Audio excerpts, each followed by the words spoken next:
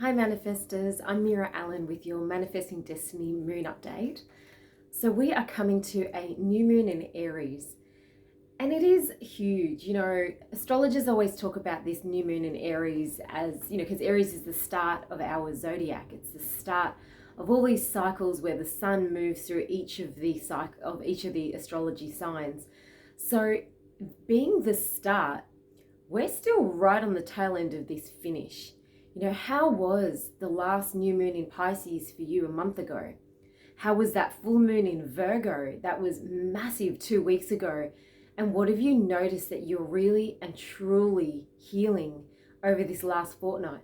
I have to say myself personally, I've never had so many massages, so many personal training sessions, so many therapies and so much journal writing that I have in Pisces season. So thank you Pisces and happy birthday all the Pisces. But now as we shift, and I'll give you the times for when this new moon in Aries is going to be, when this shift occurs for you. London, 21st of March at 5:23 in the evening. Sydney, Australia, the 22nd of March at 4:23 a.m., wee hours of the morning. LA, it's the 21st of March at 10:23 a.m. New York, 21st of March at 1:23 in the afternoon. So this is new moon in Aries. This is such a massive fire sign. It's the leader, it's the ram. It's where are you doing stuff for you? How do you get things done? How do you focus on what you need to focus on now that you've gone through this entire last year of this evolution and then landed in Pisces, which is we're in the tail end of that Pisces time? And where have you actually noticed your biggest transformation now truly, genuinely is ready to commence? It's sometimes a bit intense, the fieriness and the way that Aries wants to move forward. It can sometimes be very hard, but you got to really couple that with the fact that we've come out of Pisces. We have come out of the most evolved sign. And then we have the equinox as well. Every time we shift into a new year, a new astrological year, we're right at the equinox. So what is the equinox as well? That's the balance inside us that changes that tipping point.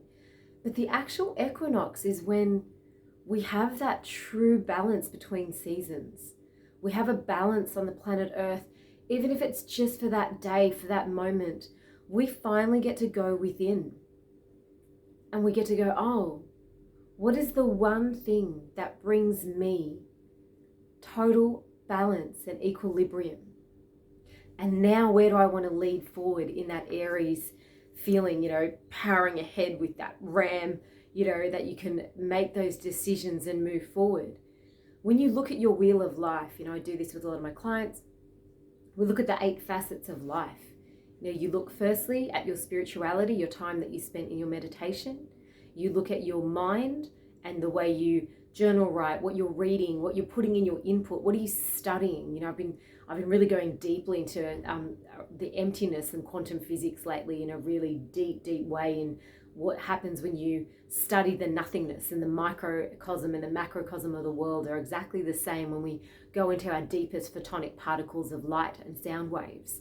So that's what I've been studying lately. So when you look at your spirituality, what you've been studying or what you've been watching, what information you've been putting in, what podcasts are you listening to, and thank you for listening to me here today and taking this into your mind. What do you feel about your socialness, your family, friends, and your relationships? What are they looking like for you? What is your romantic life looking you as another whole category? What does your home look like and feel like for you? Does it feel comfortable for you? And does it feel really deeply home? Is that the land that you're meant to be in? What do you feel like in your physical land, your physical body, that part of your health and wellness? What does that feel like for you? That's where I've been focusing a lot more of my energy and time. What does that feel like for you? What does your career feel like for you? And finally, what are your investments and your long-term thinking in terms of your financial stability and security? Okay, so I ran through the 8 wheel pretty quickly, but basically every facet of your life if you cut up your little wheel of 8 and you know that there's one part of that wheel that really needs to have some focus, you really need to put your time and your energy there. Now, how can you really map this? Now we're starting this new year, Aries beginning with this new moon on, the 21st or 22nd, depending on where you are on the planet. What is your true intention for the rest of 2023 to really look at? What is your overhaul? And how do you see that shifting into 2024 so that this time in 2024, you're going to feel so on point, so on track, and you're going to know, yeah, this is exactly what I've called in. This is exactly what I've worked for. This is exactly what I deserve. This is exactly the goals that I set last year in March. And that's what you want to be feeling and preparing yourself.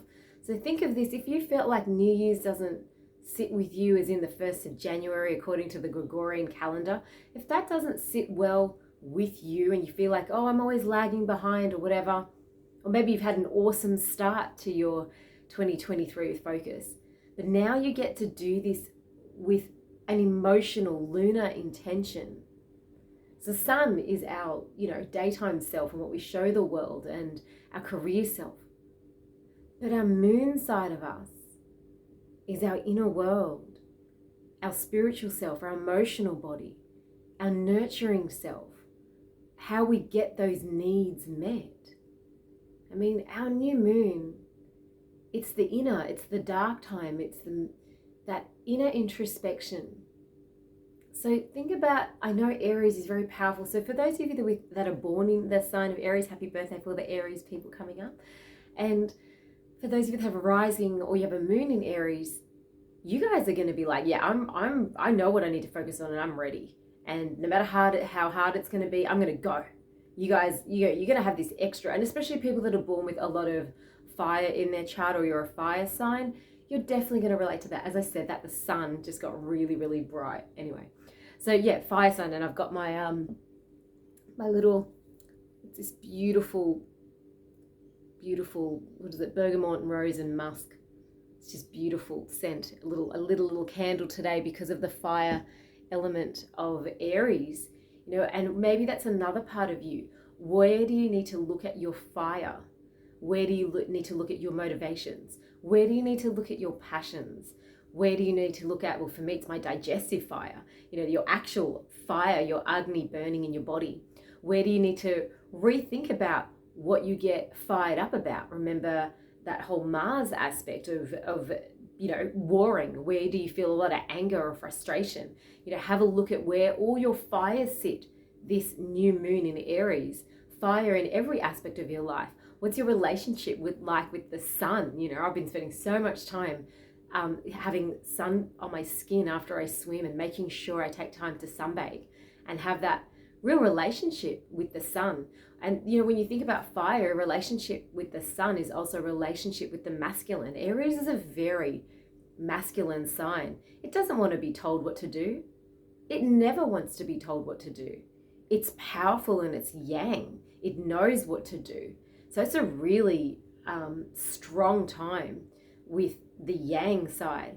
So have a look if you're a man and you're watching this video. Thank you for watching and hopefully absorbing, and think about your yang. Where are you allowed to be angry? Where are you allowed to be fired up? Where can you use your fires? Can you use it in the gym? Do you go to a boxing class? Do you feel like really connected to your masculine and not ashamed about it? It's such a beautiful thing. The masculine is powerful. It's strength. It's fire. It's awesome. And then the women, we can look at where have we been really fired up and where can we be less fired up? Where do we bring balance? The difference between a raging fire or a tiny little cute scented candle. The element of fire could be just the tip of an incense stick, or it could just be your inner motivations and desire. Fire is such a beautiful and warming element.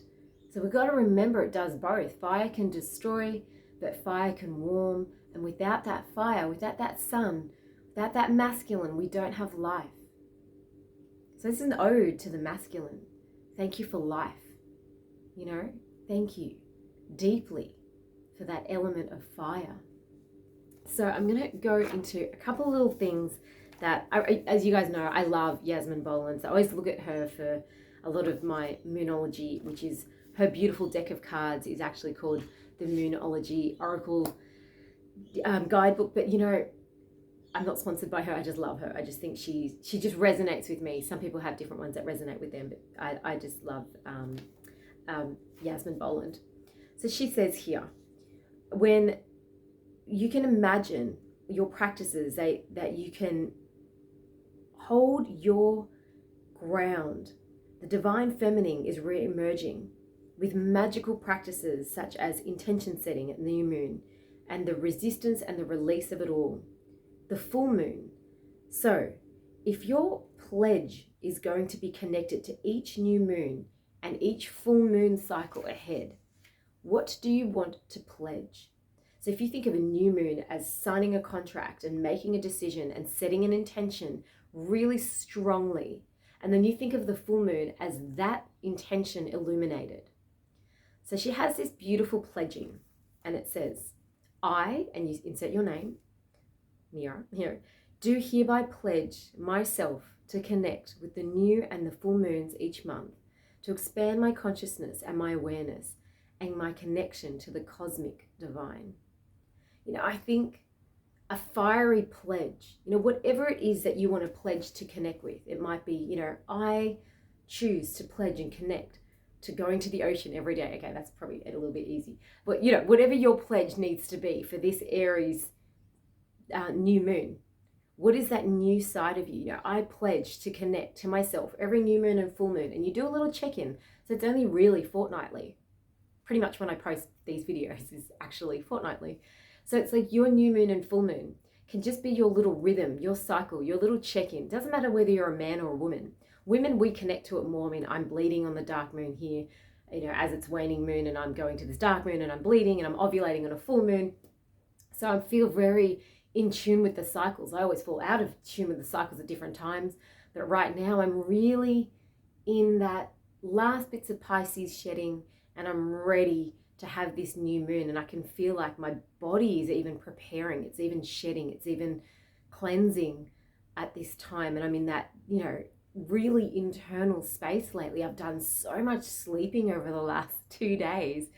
It's like I'm in hibernation and preparing myself for here in Australia, for my new moon's gonna be on the 22nd, where we get to, you know, really come back out into that Aries sun magical new start self. So this is a longer video than I planned, and I really wanted to get that pledge, that contract, that grounded decision to connect. If you haven't already done that in your life, I mean, I've done it and I live it and I feel it now in my body cycles completely with new moon and full moon really easily. And I look up at the sky and I know where I'm at. You know, it's that easy. I look at the night sky and I go, okay, we're getting close to a full moon. I got to think about what my new moon intentions were, and have I illuminated that in myself? What has come up? What shadows have had to have moved away? What have I learned? What have my dreams told me? What are my intuitions saying and speaking to me? What are my physical action steps in terms of the practical things in life? My little camera is sliding. I'm going to shift us back. So yeah, where are those readjustments, you know, as my camera was sliding down? So, you know, where are those little micro changes that actually become the macro changes in your day-to-day habits? You know, every single morning in my life, I drink a cup of bicarb water. We're still slipping. I drink a cup of bicarb water every single morning. It's just part of my habit. So what are your little daily tweaks? What are your little habits? Do you need to get rid of, you know, caffeine or Coca-Cola, or, you know, what is it for you that you need to shift as this new moon in Aries comes up your way? Do check your time in the world. I'm really sliding down with this camera. Check your time in the world and see what you need to make in those little adjustments. And I hope you have the most beautiful new moon in Aries. If you haven't subscribed, subscribe, and I'll catch you on the next video. Sliding down here.